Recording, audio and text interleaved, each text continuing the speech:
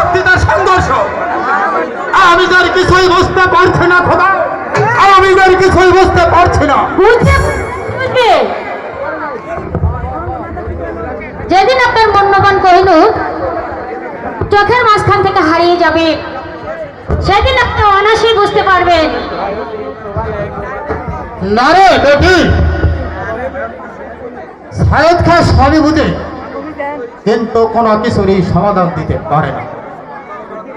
বাংলার অপরাধ নেবেন না তখন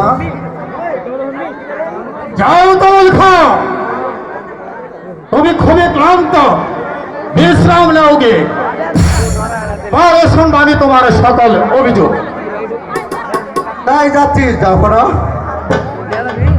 সুন্দরী জিনাতুন নেশা, আর যতই চেষ্টা করো না কেন, এই তবুল খার হৃদয় থেকে কিছুতেই রেহাই পাবে না।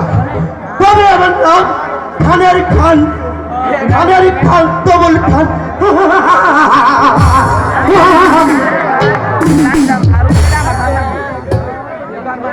আমি